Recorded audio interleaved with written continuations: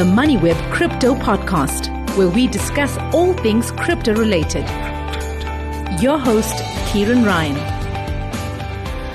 The world's second largest crypto exchange, Bybit, was hit by a massive hack attack in February, where thieves from North Korea made off with around about $1.5 billion in Ethereum. Now, the hackers appear to have compromised a developer's laptop at Safe Wallet, which is Bybit's multi-signature wallet provider. They injected malicious code into the Safe user interface hosted on an Amazon server, masking what appeared to be a routine transfer as legitimate. This is alarming in its sophistication and has prompted all crypto exchanges in South Africa and no doubt around the world to review their online security.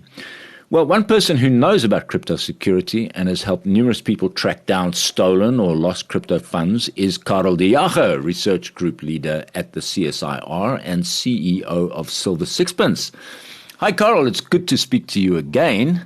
This hack on Bybit, let's talk about that. It was quite terrifying in its audacity and has caused massive security concerns around the world. Maybe take us through your understanding. How did these North Korean hackers pull it off? Thanks, Kieran. It's good to be back.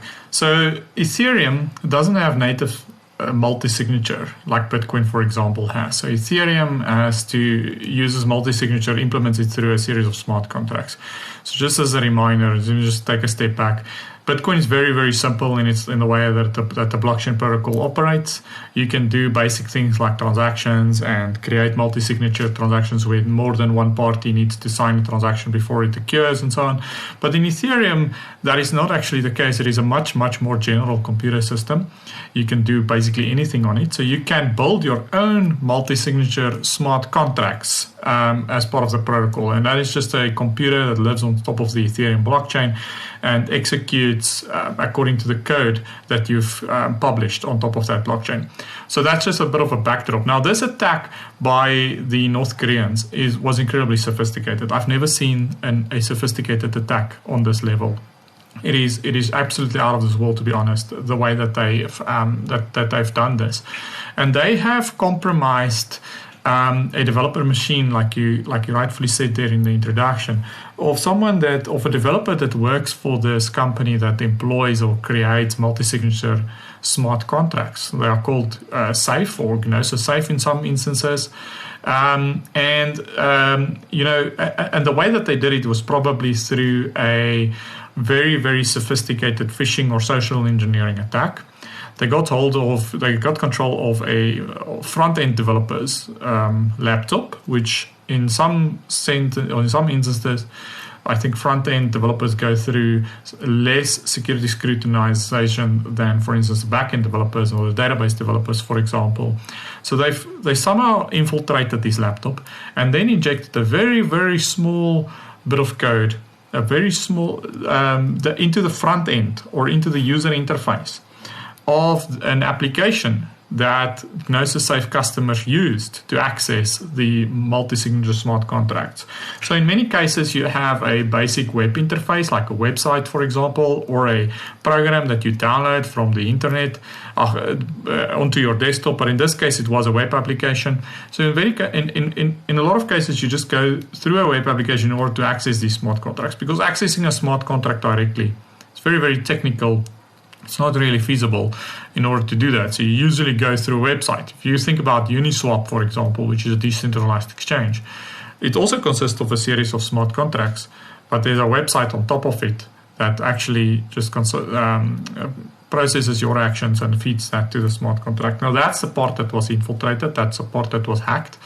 And a very small piece of that was changed so that it looked like the funds went from one wallet from wallet A to wallet B, but in fact it went to wallet C. So just that wallet B or that address was changed so that it looked like that. Now here's the thing, is that there's always a last line of defense when you sign with a hardware wallet.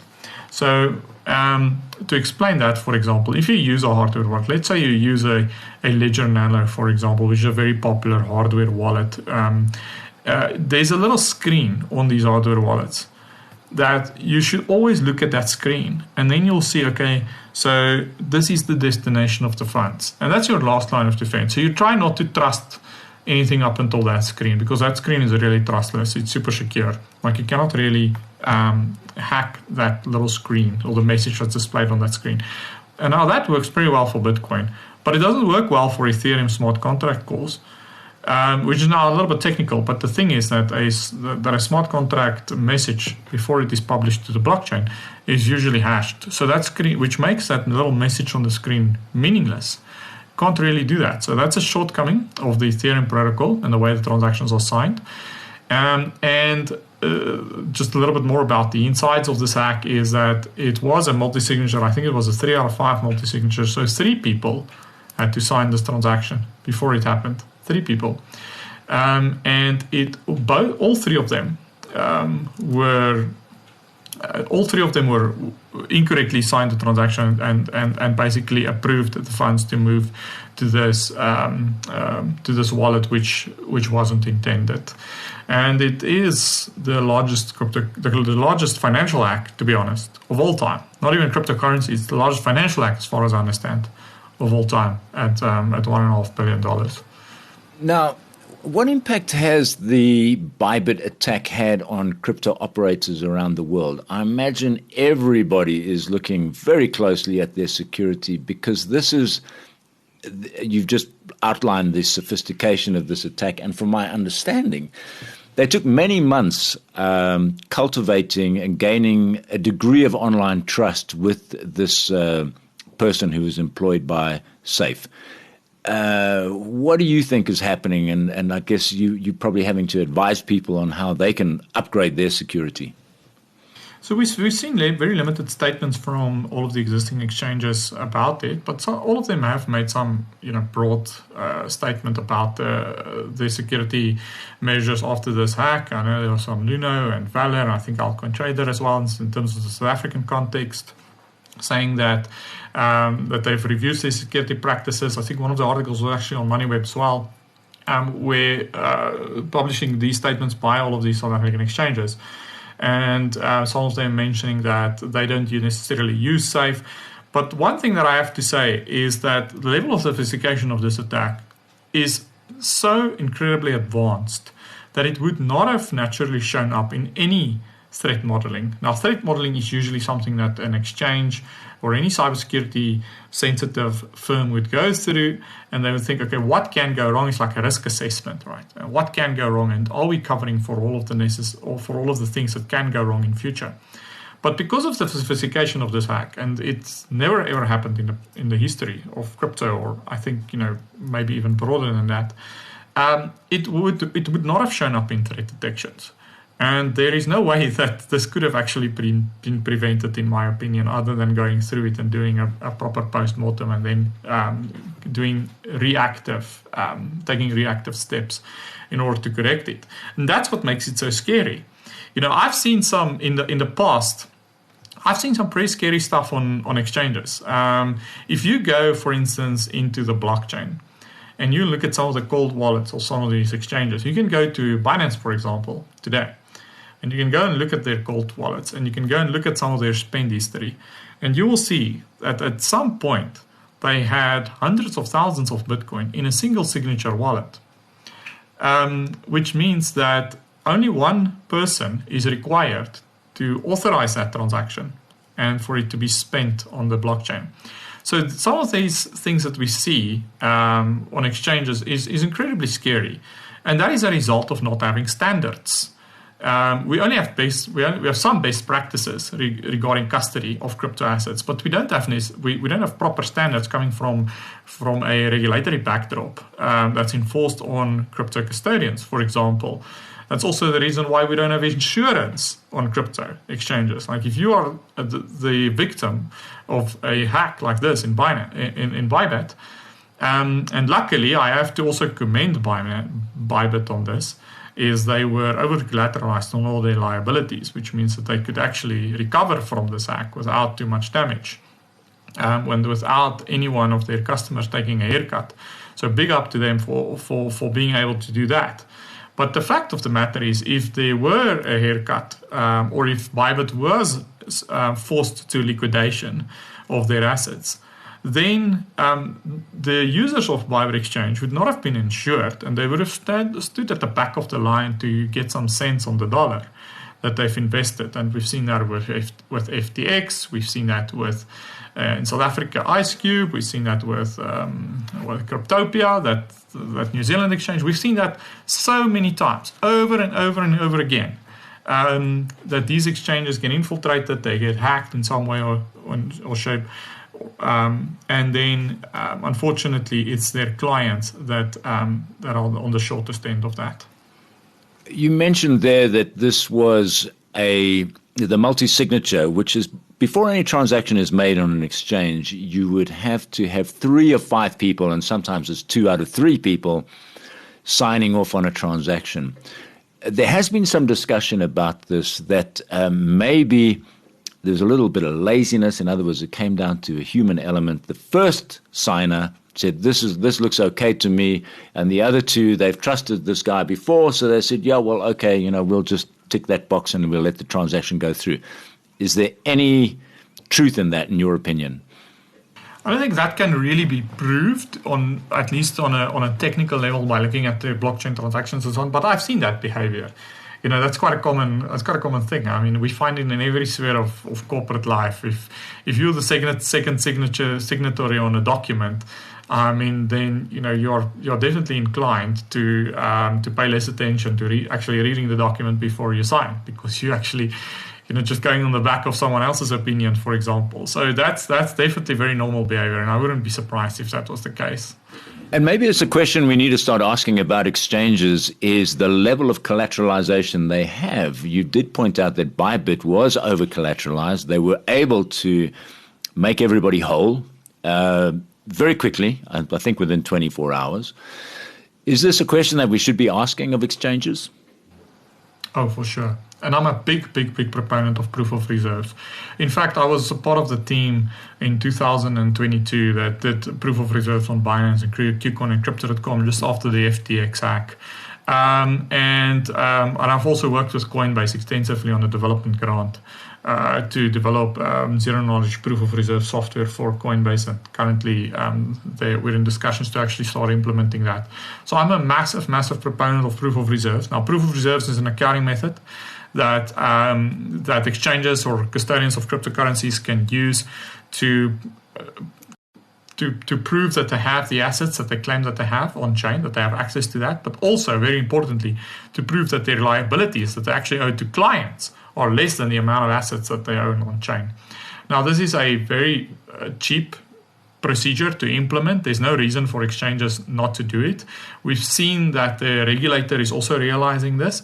So we've seen it being mandated in several jurisdictions around the world. I think most notably is the state of Texas, and there's currently a bill on federal level in the US as well. We've seen states, jurisdictions like Bermuda and Canada being big proponents of this, and even our own regulators here in South Africa starting to investigate the benefits of proof of reserves mandates. And I'm a big proponent. I think every exchange should do it.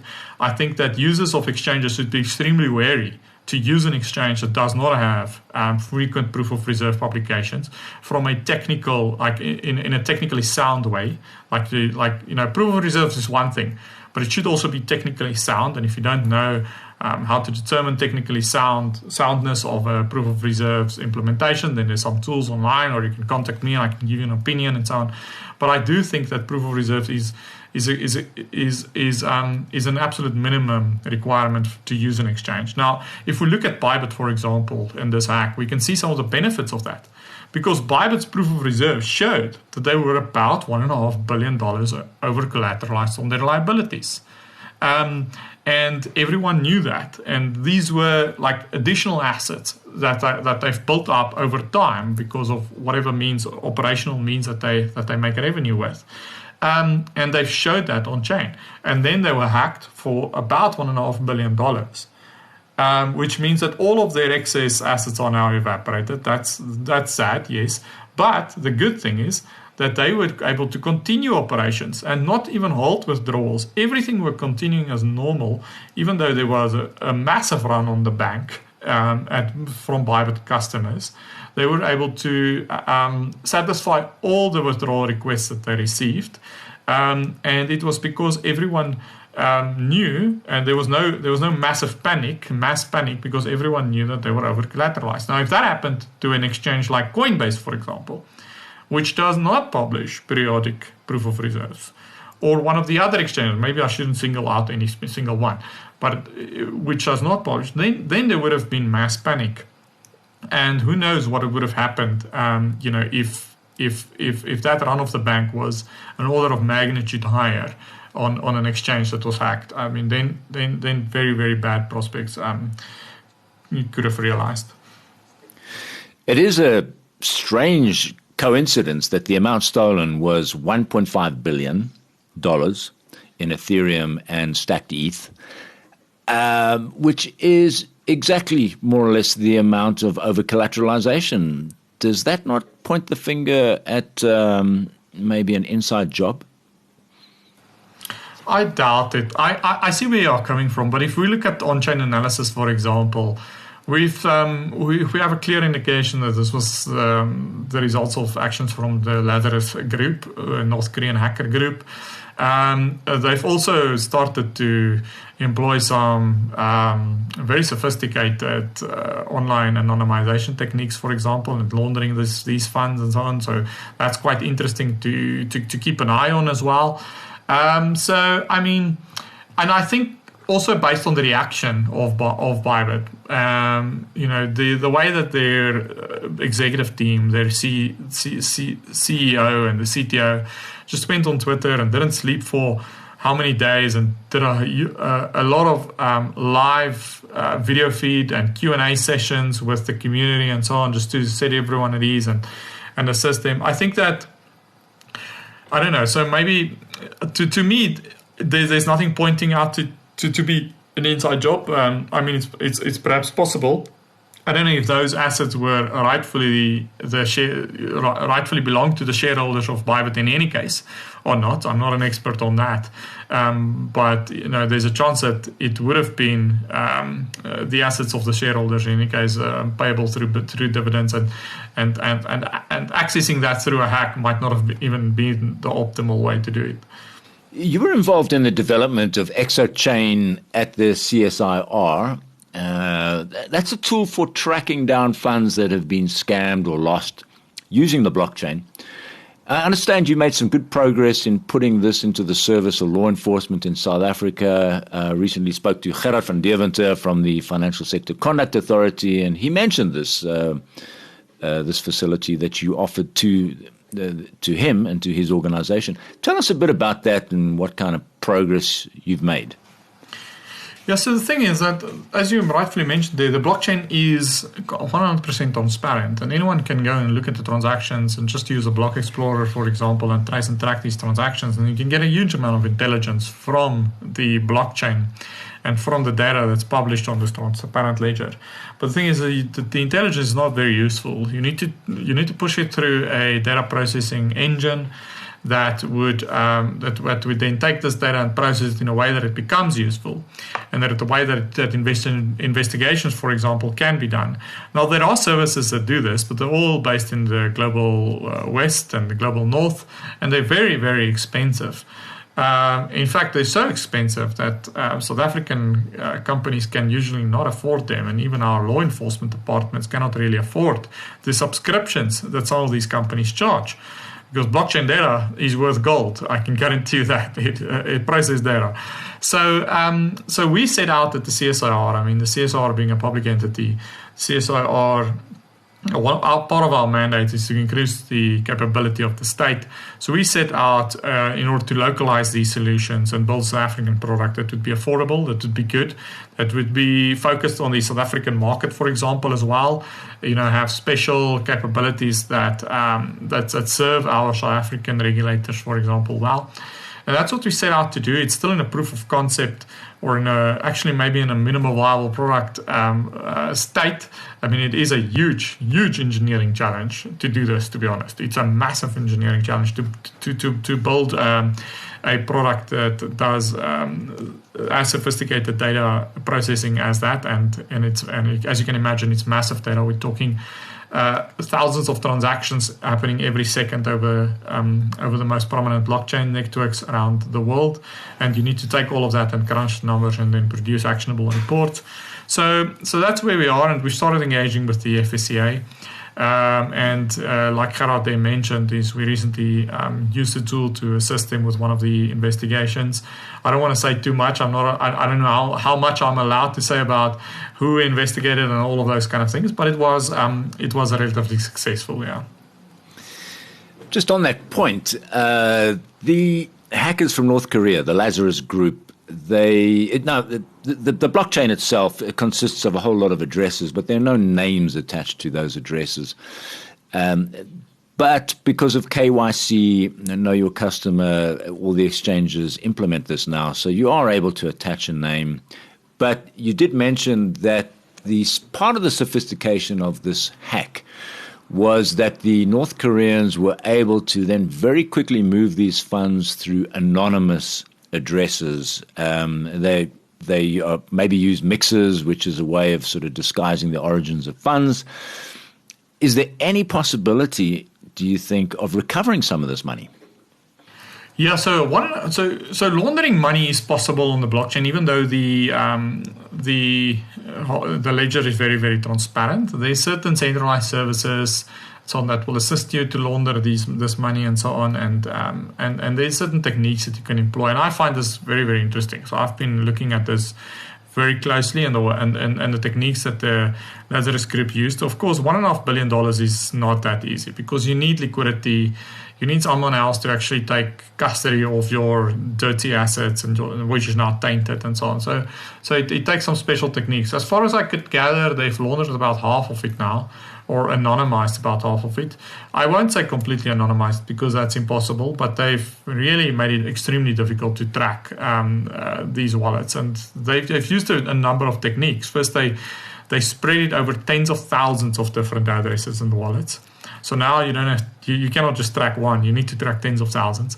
And then they've used a series of exchanges. So some of it, they push through some of these CoinJoin and Tornado Cash launderers, tumblers as well, to anonymize some of it, but there's only so much liquidity available there. They've used a service called EXCH. I don't know how to pronounce that, EXCH. They've used, I think it's a centralized exchange, but they don't collect KYC data, for example. So you can go in, you can deposit your assets, you can do some basic trading, and you can withdraw again, and then it's clean. So they've used some of that. They've also just exchanged their tokens from stake ETH, and some of the other tokens that they've started to native ETH, because a lot of these tokens are subject to normal sanctioning rules.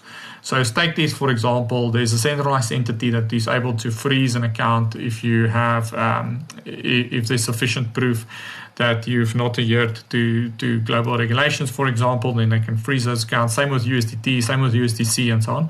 So all of these tokens that they had, they first swapped them into native Ethereum, because native ETH is censorship resistant, and you can transact freely with that, only subject to the blockchain protocol itself.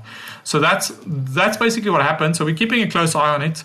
I mean, the thing is also, you must also remember, and I think that's maybe part of the catch here, is that even though they're employing sophisticated methods which make it difficult to trace those funds now, these transactions will be on the blockchain forever. And maybe it's difficult to trace them now because we don't have the necessary tools and software to do that. That might not be the case in 5 years or 10 years from now. So anyone that's trying to launder money through the blockchain and thinking you're getting away with it now, it might be the case. But remember, This is not subject to South African law where documents are destroyed after 5 years, or your bank statements aren't available after a certain amount of time. This blockchain will be available and readable in 100 years from now. And it will never be deleted. It is not subject to the POPI Act or to GDPR or anything like that. So be careful with what you do on the blockchain. Always make sure you act in an ethical way. Indeed. All right. Now, given the security concerns around crypto we've been talking about, and we discussed this before, should people look into self-custody, these tools like Ledger and so on, or should they continue to leave the crypto that they own on the exchanges? There's a debate on both sides. What is your latest view on that? Yeah, that's a good question, and I'm also very centered to that debate. I'm not always sure whether I'm on the one side or the other. I think it's everyone needs a unique approach, and you need to evaluate your risk appetite. Like, for instance, let me put it this way: if you're trading and using small money that won't change your life materially, if you lose it, then it's fine, leave it on exchange. I mean, the risks of moving it to your own hardware wallet or self-custody is just too high because it's technically complex to do that. And there's a big chance that you might get that wrong. If you don't do proper inheritance planning, for example, and you pass on, then your crypto probably dies with you, unfortunately. And if you didn't do proper inheritance planning. So, I mean, there's a balance to be struck. If it's life-changing money, then of course you need to get it off on the exchange, because an exchange is subject to attacks, like we've seen now with Bybit. Now, I'm seeing, luckily, more and more people actually starting to offer this as a service, people and companies. And I would really like to get the banks involved, to be honest, because, I mean, the banks are a bit slow. The banks need to get involved in this stuff, because that's where we usually went to when we required help, securing our finances and so on. And the banks are experts at this. So I would like to actually urge the banks to get involved, because people are losing their life savings left, right, and center, whether that is leaving it on an exchange, whether that is trying to put it on a hardware wallet and do self-custody. So we need more experts, we need more people that we can trust, and we need corporations to actually assist people doing this. And not only people, but even institutions. I mean, we have so many institutions in South Africa that wants to get exposure to this asset class, but they don't know how to do the custody. They don't know how to do the acquisition or the disposal of the assets. These things are just too technically complex for them to understand, and they don't have the time to educate themselves on this. So they would like to outsource this to a professional, but the problem is there aren't none. There aren't any in South Africa. There's very, very few. I can name you a couple, but there's way too few to actually serve all of the demand. Final question, Carl. What can you tell us about another subject we spoke about before, and that is the possibility of Eskom getting into Bitcoin mining? Yeah, I actually did a presentation which is available online in January about Eskom, about the numbers, and it's quite fascinating about the numbers of what Eskom could have earned if they started mining Bitcoin about 5 years ago. And just to summarize it, Eskom would have been debt-free if they did that, with only surplus power. And they would have had another about 400 billion rand in capital. And South Africa might have been on a double-digit growth path if they did that, right? So it's actually astounding. If you look at the numbers, if Eskom just used a portion of their surplus power to mine Bitcoin, they would have been debt-free. So a very small portion, that is. And even after all of the load shedding and all of the problems that we've experienced in the last 5 years, that's even after that. So, I mean, yeah, so we've been in discussions. I can't say too much, but I think Eskom is really realizing what benefits Bitcoin mining can bring to the national electricity grid in terms of stabilization, in terms of revenue production, in terms of actually monetizing surplus or wasted energy. So those discussions are ongoing. And there's some real momentum behind it. So I'm feeling quite good about it. Lovely discussion. Thank you very much, Karel de Jager, who is research group leader at the CSIR, and he is CEO of a company called Silver Sixpence. What a cool name.